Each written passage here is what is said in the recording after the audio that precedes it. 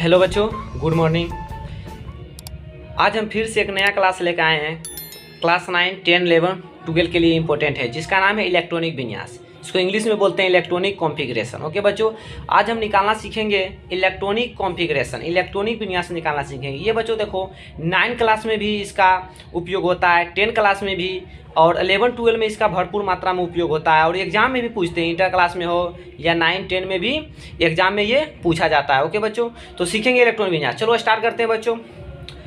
तो हम अफबाहु सिद्धांत के अनुसार देखेंगे। तो इसके अनुसार क्या होता है कि इनके अनुसार इलेक्ट्रॉन उप कक्षा में ऊर्जा के क्रम में बढ़ते हैं। ओके, उप कक्षा में जिसकी ऊर्जा कम होती है इलेक्ट्रॉन पहले उसी उप कक्षा में जाते हैं। तो इसका मतलब समझ में आ गया होगा कि जो इलेक्ट्रॉन होता है, हमारा इलेक्ट्रॉन, वो क्या होता है, ऊर्जा के क्रम में बढ़ते हैं। मतलब जिस उप कक्षा में ऊर्जा कम होती है उसी में इलेक्ट्रॉन सबसे पहले जाती है, फिर उसके बाद मतलब कहने का मतलब हुआ कि सबसे पहले इलेक्ट्रॉन जो होगा कम ऊर्जा वाले उपकक्षा में जाएंगे, उसके बाद ज़्यादा वाला से फिर ज़्यादा, इसी प्रकार से बढ़ते जाएंगे। ओके बच्चों, तो सबसे पहले हम समझ लेते हैं उपकक्षा और कक्षा क्या होता है। उपकक्षा को सबसेल बोलते हैं, कक्षा क्या बोलते हैं, ऑर्बिट बोलते हैं। चलो समझ लेते हैं इसके बारे में 1 मिनट। ओके, तो इस प्रकार से जो होता है ना, हमारा कोई भी तत्व होते हैं उसका ये संरचना होता है। ठीक, तो यहाँ पर क्या होता है, हमारा नाभिक होता है। ठीक, नाभिक, उसके बाद देखो KLMN क्या होते हैं, कक्षा होते हैं। SPDF होते हैं ना, ये क्या होते हैं, उपकक्षा होते हैं। तो इसके बारे में समझते हैं, इस फिगर के बारे में समझते हैं। ये क्या होता है, नाभिक। इस प्रकार से ये संरचना होता है, आंतरिक संरचना होता है इसका।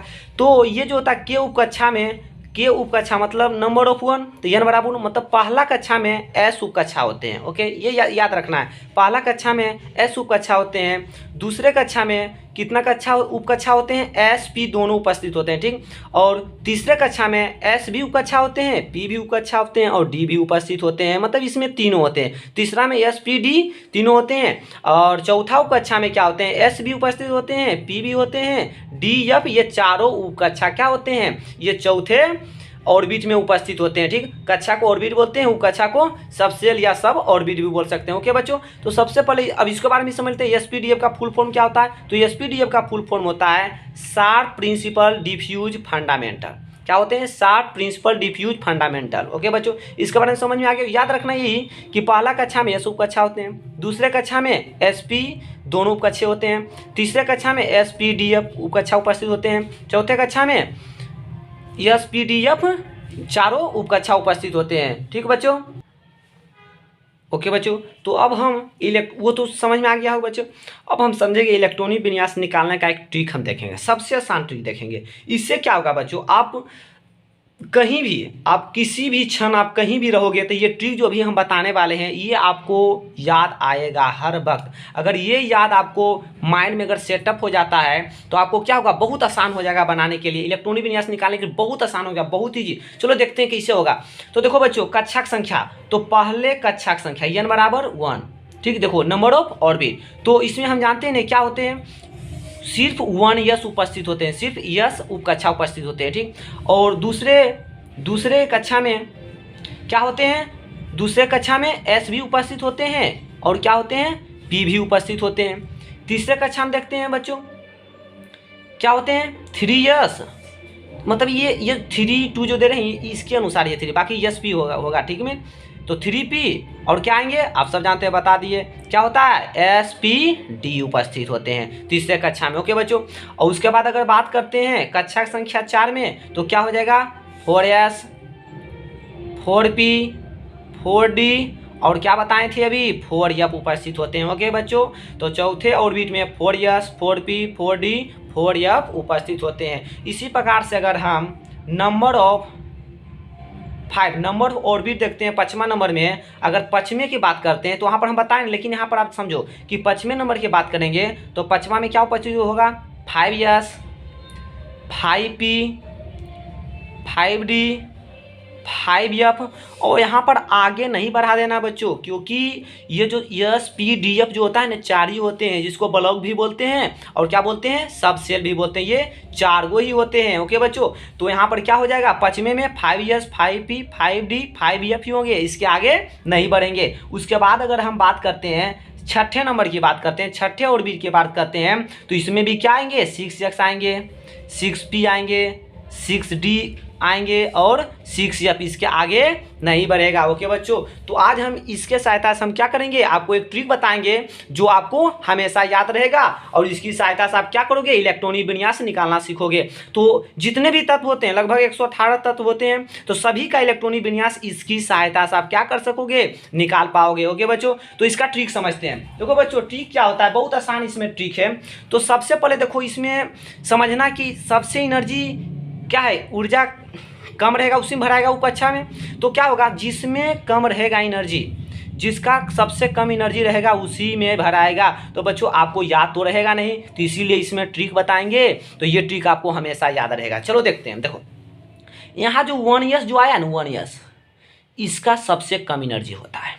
उसके बाद यहाँ देखो 2s इसका, फिर इसके बाद इसका एनर्जी कम होता है, उसके बाद 2p का, इस प्रकार से, उसके बाद 3s का। ये एक ट्रिक है, ठीक, इसको याद रखना है। सबसे कम एनर्जी किस में है, 1s में, फिर 2s में, फिर 2p में, फिर 3s के बाद इधर है कुछ नहीं, फिर यहाँ आ जाएंगे, यहाँ तक होल है तो यहाँ क्या कौन हो जाएगा, 3p में। उसके बाद कौन आ जाएगा, 4s। ओके बच्चों, 3p उसके बाद 4s। अब देखो इधर नहीं आएगा, अब बोलेगो भैया ये नहीं, ऐसे ऐसे चलता है, तिरछा चलेगा। उसके बाद ये खत्म हुआ तो कहाँ आएगा, 3d में। उसके बाद 3d की एनर्जी सबसे कम होती है। उसके बाद क्या आ जाएगा, 4p। उसके बाद 4p के बाद 5s। उसके बाद 4d। 4d के बाद आप तुम सब बताओ बच्चों क्या होगा, 5p। उसके बाद 6x। अब उसके बाद बताओ 4f, फिर 5d, फिर 6p। अब इसके बाद किए तो यहाँ 7 आ जाएगा, तो वो होगा नहीं। अगर यहाँ 7 की बात करते हैं, नंबर ऑफ ऑर्बिट, मतलब 7 नंबर की बात करते हैं, तो यहाँ रहेगा 7s, 7p, 7d, 7f। आगे बढ़ेगा नहीं, तो उसके बाद 6p, इसके बाद 7s। उसके बाद फिर यहाँ से 5f, फिर 6d, फिर 7p। इसी प्रकार से यहाँ जो रहेगा, तो इतना ही काफ़ी, इतना ही बहुत हो जाएगा। ओके बच्चों, चलो अब इसके बारे में और बढ़िया से क्या करते हैं, समझते हैं। ओके, तो समझो बच्चों, ये तो था क्या ट्रिक। तो इसको ऊर्जा, एनर्जी का क्या है, मतलब ऊर्जा का क्रम में भरा रहा है, सबसे कम इसमें, उसके बाद 2s में, फिर 2p में, फिर 3s में, फिर 3p, 4s, फिर 3d, 4p, 5s, इसी प्रकार से, ठीक। तो इसको यहाँ पर क्या करते हैं, एक टेबल दे देते हैं। नहीं बच्चों, तो सबसे पहले किस में भराएगा, 1s में। उसके बाद देखो एनर्जी सबसे कम इसमें, इस प्रकार से दिखाएंगे, तो इसका मतलब क्या होता है, सबसे कम इसमें है। उसके बाद 2s, उसके बाद 2p, 2p के बाद 3s के बाद 3p के बाद 4s के बाद क्या आ जाएगा, 3d। अब 3d के बाद कौन आएगा, 4p के बाद 5s, 5s आ गया। 5s के बाद देखो कहाँ आएगा, ये 4d। तो इसी प्रकार से क्या होगा, भराएगा। तो ये बन गया हमारा क्या, टेबल इस प्रकार से बन गया। इसी प्रकार से पूरे आगे बढ़ते जाएगा, नहीं आगे क्या होगा, ये बढ़ते जाएगा। बताओ 4d के बाद क्या होगा, 4d के बाद 5p होगा ना, 5p। इसी प्रकार से क्या होगा, बढ़ते जाएगा। ओके बच्चों, पहले 1s, फिर 2s, 2p। अच्छा बताओ बच्चों, अगर ये आपको हम सबसे पहले बता देते कि सबसे कम एनर्जी 1s में होता है, उसके बाद 2s में होता है, उसके बाद 2p में होता है, उसके बाद 3s में, तो बताओ बच्चों आपको याद होता, ये नहीं हो पाता याद। इसीलिए तो हमने ये टेबल बताया, इसके बारे में आपको ट्रिक बताया कि ये ट्रिक आपको क्या होगा, कहीं भी कोई भी तत्व अगर 110 बोल देगा, 110 के बताओ क्या इलेक्ट्रॉनिक विन्यास क्या होगा, तो क्या करेंगे, अगर हमको ये याद नहीं रहेगा तो ये लिखेंगे, नंबर ऑफ 1 में हम जानेंगे कि यस उप कक्षा होते हैं, दूसरे कक्षा में यस पी होते हैं, तीसरे में यस पी डी होते हैं, चौथे में यस पी डी एफ होते हैं। उसके अनुसार से क्या करेंगे, इस ट्रिक के सहायता से हम बना लेंगे। ओके बच्चों, अब हम सीखेंगे इलेक्ट्रॉनिक विन्यास निकालने का तरीका, समझेंगे सभी तत्व का। ओके बच्चों, तो उस कोई भी तत्व का निकालने से पहले हम थोड़ा सा जानते हैं और इसके बारे में कि यस है, पी है, डी है, एफ है। तो हम जानेंगे ना बच्चों कि यस पी डी एफ में कितना इलेक्ट्रॉन भराएगा। ऐसे थोड़ा को हम किसी में कितना इलेक्ट्रॉन भर देंगे, ऐसा नहीं होता है ना। तो हम जानेंगे कि यस में कितना इलेक्ट्रॉन भराता है, पी में कितना, डी में कितना, एफ में कितना। चलो जानते हैं। यहाँ पर देखो लिखा हुआ कि 4 ब्लॉक होते हैं, एस पी डी एफ होते हैं। और यहाँ पर क्या काम करेगा, उपकक्षा भी बोल सकते हैं इसको, subshell, P subshell, D subshell, F subshell. तो देखो बच्चों, यस जो होते हैं, इसके अंदर एस के अंदर जो होते हैं सिर्फ 2 इलेक्ट्रॉन भरा जाता है। कितना? मैक्सिमम 2 इलेक्ट्रॉन, कम से कम भर सकते हैं लेकिन 2 इलेक्ट्रॉन से ज़्यादा नहीं भरेंगे। पी के अंदर जो होता है बच्चों 6 इलेक्ट्रॉन होता है, 6 इलेक्ट्रॉन। ओके बच्चों। डी के जो अंदर होता है, डी में 10 इलेक्ट्रॉन भरा जाता है। एफ के अंदर 14 इलेक्ट्रॉन भरा जाता है। ओके बच्चों। तो आप मन में सवाल उठा होगा कि ये 2 इलेक्ट्रॉन, 6 इलेक्ट्रॉन, 10 इलेक्ट्रॉन, 14 इलेक्ट्रॉन कहाँ से आया? तो ये सब बच्चों कहाँ है? ये सब आप जब पढ़ोगे ना विस्तार रूप से, तब यहाँ पर हमको सीखना है। तो फिर भी आप क्या करते हैं, थोड़ा सा बता देते हैं। ओके बच्चों, हल्का सा इसके बारे में क्या करते हैं, बता देते हैं। इसका फार्मूला होता है। ओके बच्चों, इसका फार्मूला क्या होता है? देखो इसका ये क्या होता है, एजीमुथल क्वांटम नंबर होता है यल। ठीक, तो फार्मूला क्या होता है, 2 × 2l + 1 होता है। ठीक, यल बराबर 0। तो यहाँ यल बराबर जब 0 रखेंगे तो क्या हो जाएगा, 2 × 0 + 1 होगा। तो इसको करेंगे गुना 2 × ये क्या हो जाएगा 0 + 1, 0 + 1। तो करेंगे तो हमारा फाइनल कितना निकलेगा?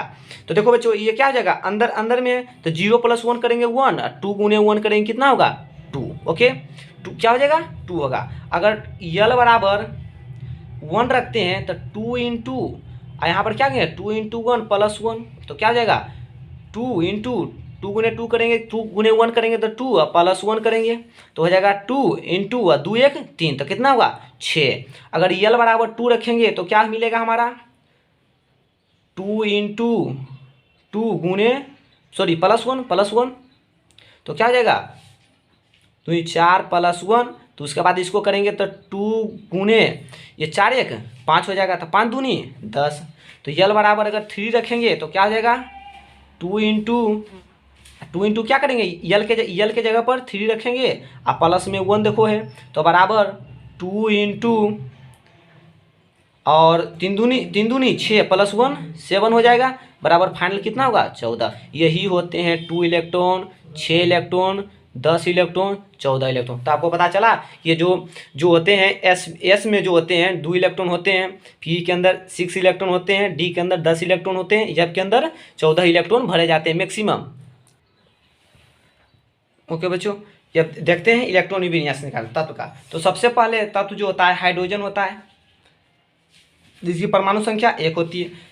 तो इसका इलेक्ट्रॉन विन्यास तो सबसे पहले किस में भराएगा 1s में। तो यहाँ लिखा है क्या 1s। तो इसके अंदर कितने इलेक्ट्रॉन है, ये जो होते हैं ना हमारा, ये जो होता है जिसको हम क्या बोलते हैं, इसका परमाणु संख्या बोलते हैं। और यही हमारा क्या होता है इलेक्ट्रॉन की संख्या भी होती है। यही भी क्या होती है इलेक्ट्रॉन की संख्या, इसी को बोलते हैं। ये जो हमारा होता है इलेक्ट्रॉन की संख्या भी होता है और परमाणु संख्या भी होता है। तो इसके अंदर कितना इलेक्ट्रॉन है 1 इलेक्ट्रॉन, तो यहाँ पर भरा जाएगा 1। ठीक, देखो एस के अंदर कितना इलेक्ट्रॉन भराएगा, एस के अंदर 2 इलेक्ट्रॉन भी बोले नहीं, एस के अंदर जो होता है 2 इलेक्ट्रॉन भराएगा। तो यहाँ पर कम से कम एक तो भर ही सकते हैं ना, 2 भराएगा मैक्सिमम, कम से कम ज़्यादा 2, कम से कम कुछ भी भर सकते हैं जहाँ तक हो सके। अब अगला देखो क्या है हीलियम। इसकी परमाणु संख्या कितना होती है 2 होता है, यही हमारा इलेक्ट्रॉन होता है। तो क्या भराएगा सबसे कम एनर्जी 1s में, तो 1s में भरेंगे। और इसके अंदर क्या है इलेक्ट्रॉन की संख्या 2, तो यहाँ लिख देंगे 2।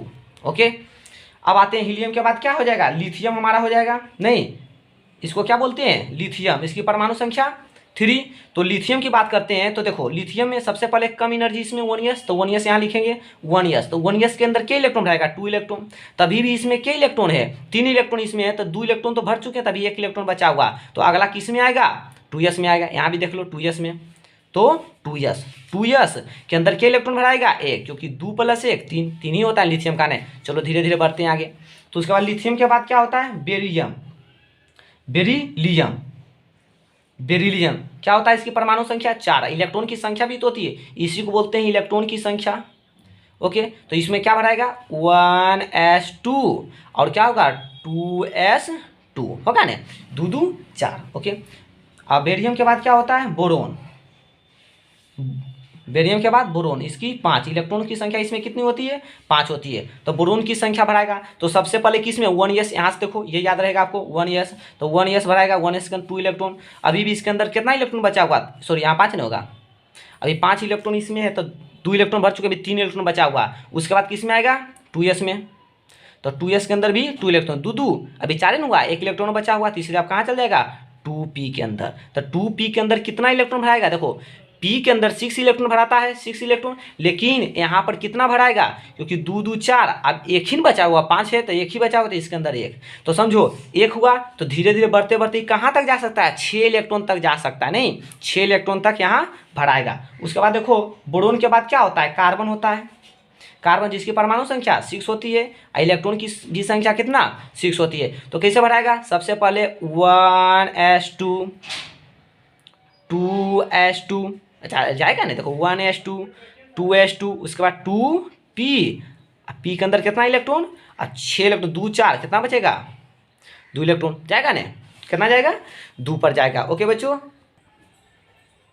अब आएगा नाइट्रोजन, तो नाइट्रोजन में इलेक्ट्रॉन की संख्या कितना होगा 7, तो इसको भरते हैं, तो सबसे पहले किस में जाएगा 1s में, तो 1s2 भरा जाएगा। अब डायरेक्ट क्योंकि इसमें 2 भराता है तो डायरेक्ट 2 भर देंगे, 2s के अंदर इसमें भी 2 इलेक्ट्रॉन भराएगा ना। उसके बाद आएंगे 2p में, तो 2p के अंदर कितना 2 4, इसके अंदर 3 इलेक्ट्रॉन भरेंगे। अब नाइट्रोजन के बाद चलो लेते हैं, क्या लेते हैं, चलो फ्लोरीन लेते हैं, क्या लेते हैं फ्लोरीन, चलो क्या लेते हैं फ्लोरीन। इसका होता है परमाणु संख्या कितना होता है 9 होता है, तो इलेक्ट्रॉन की भी संख्या कितना होगा 9 होगा। तो चलो इसको भरते हैं, तो सबसे पहले 1s2 में, 2s2 में, 2p के अंदर कितना भराएगा 2 4, और 4 छो कितना 10 हो जाएगा, तो इसके अंदर कितना भराएगा 5 इलेक्ट्रॉन, 5 4 9 इलेक्ट्रॉन होगा। उसके बाद फ्लोरीन के बाद चलो क्या लेते हैं, नेक्स्ट एग्जाम्पल लेते हैं, उसके बाद आ जाएगा कितना नियोन, क्या आएगा नियोन।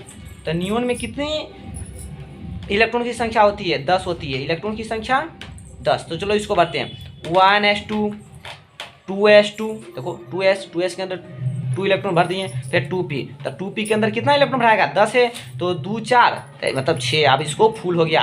अब क्या होगा, जब अगला एग्जाम्पल लेंगे 11 का तो इसके आगे बढ़ेंगे। तो अब लेते हैं चलो सोडियम का एग्जाम्पल लेते हैं, किसका सोडियम का, इसकी परमाणु संख्या 11 और इलेक्ट्रॉन की भी संख्या कितना होती है 11। भरते हैं 1s2 2s2 2p, तो 6 2 8 2 10 है ना, इसमें 11 इलेक्ट्रॉन, तो 1 इलेक्ट्रॉन और देखो 2p आए, 2p के बाद क्या आएंगे 3s, तो 3s के अंदर क्या इलेक्ट्रॉन भरेंगे 1 इलेक्ट्रॉन भरेंगे, तब ना 11 होगा। देखो 6 7 8 9 10 11 इलेक्ट्रॉन हो गया ने।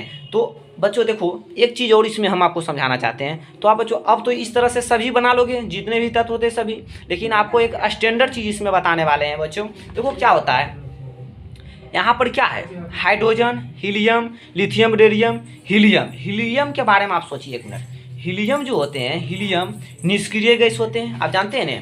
नियोन यानी नियोन, ये भी क्या होता है निष्क्रिय गैस होते हैं, नहीं निष्क्रिय गैस होते हैं। तो इससे भी निष्क्रिय गैस की सहायता से भी हम क्या कर सकते हैं इलेक्ट्रॉनिक विन्यास लिख सकते हैं। तो इससे देखो हीलियम है ना, तो यहाँ पर जो 1s2 लिखें तो 1s2 के जगह पर हम ये भी लिख सकते हैं He, इसको इस क्लोज ब्रैकेट के अंदर बंद कर देंगे। तो इसी प्रकार से लिथियम की अगर बात करते हैं तो लिथियम में क्या हो जाएगा, ये तो हीलियम आएगा, तो हीलियम के जगह पर देखो हीलियम का इलेक्ट्रॉनिक विन्यास क्या था 1s2, तो इसका 1s2 और 2s1, तो 1s2 के जगह पर तो ये हीलियम आ गया, बचा क्या 2s1, तो इसका इसे भी हम लिख सकते हैं। तो अब बताओ बच्चों, इसकी बात करते हैं बी की बात करते हैं, तो ये तो हीलियम लिखाएगा ही, तो हीलियम किसका होता है, हीलियम इतना का होता है 1s2 होता है हीलियम का, तो बचा क्या 2s2, तो यहाँ क्या लिखा जाएगा 2s2। ओके, उसी प्रकार से इसकी बात करते हैं तो 1s2 किसका होता है हीलियम का, तो हीलियम उसकी जगह पर लिखा जाएगा हीलियम, और उसके इस प्रकार से हीलियम और लिखा जाएगा क्या 2s2 और 2p1। ओके, इसी प्रकार से हम सभी लिख सकते हैं। चलो अब अगले निष्क्रिय गैस की बात करते हैं, जैसे नियोन, नियोन भी तो निष्क्रिय गैस है, तो इतनी की जगह पर हम क्या लिख सकते हैं E, क्लोज ब्रैकेट के अंदर क्या कर देंगे बंद कर देंगे। और अगले की बात करते हैं तो क्या लिख सकते हैं E, यानी कितना जगह पर होगा 1s2 2s2 2p6, इतना का होता है नियोन का होता है। अब बच गया क्या 3s1, तो यहाँ लिख देंगे क्या 3s1। ओके बच्चों, इसी प्रकार से क्या होगा सभी इलेक्ट्रॉनिक विन्यास निकलेंगे। चलो कुछ और अलग देखते हैं, मरकरी का देखते हैं, पारा आप जानते हैं ना, मरकरी Hg होता है, जिसकी परमाणु संख्या कितनी होती है 80, इलेक्ट्रॉन की संख्या 80 होता है ना बच्चों। तो चलो इसकी देखते हैं, क्या इसका देखते हैं इलेक्ट्रॉनिक विन्यास निकालते हैं इसका। चलो देखते हैं, तो सबसे पहले 80 को भरते हैं, तो देखो क्या होगा 1s2 होगा, उसके बाद 2s2 आप सभी बोलिए बच्चों, उसके बाद 2p6, 3s2, उसके बाद देखो 3p6 होगा ना, उसके बाद 4s2, उसके बाद 3d। तो बताओ जो d के अंदर 10 इलेक्ट्रॉन, 3d6, 3d के बाद 4p, तो 4p6, उसके बाद 5s2, उसके बाद 5s2 के बाद 4d10, 4d10 के बाद 5p6, 5p6, उसके बाद 6s2, 6s2 के बाद, इसके बाद देखो यहाँ तक तो खत्म हो गया 4d विलेज। अब आएगा 4f, कितना आएगा 4f। तो अब एक बार गिन लेते हैं कि कितना हुआ, जैसे ज़्यादा तो नहीं हो गया 80 से। 2 4 6 4 10, 10 2 12, 12 6 18, 2 20, 20 10 30, 36 37 38, 38 10 48, 48, यहाँ 2 50, 50 2 50 6 56, अभी 56 हुआ। तो इसके अंदर 14 इलेक्ट्रॉन भराएगा नहीं एफ के अंदर। तो 56 56 4 60, 70 हुआ, अभी 10 इलेक्ट्रॉन और भराएगा। तो 4f, उसके बाद कितना आएगा 5d। तो 5d के अंदर कितना आ जाएगा 10 इलेक्ट्रॉन। इस प्रकार से क्या होगा, ये हो गया। एक बार चलो गिन लेते हैं। 2 4 6 4 10, 2 12, 12 6 18, 18 2 20, 20 10 30, 36 2 38, 38 हुआ ना, 38 10 48, 50 4 54 हुआ ना, 48 48 और 6 48, 50, 50 4 54 नहीं हुआ, 54 56 56 56 14, 56 14 70, 70 10 80। तो इस प्रकार से 80 का भी लिखा गया इलेक्ट्रॉनिक विन्यास। तो ओके बच्चों, आशा करते हैं कि आप लोग इलेक्ट्रॉनिक विन्यास सीख गए होंगे। ओके बच्चों, जय।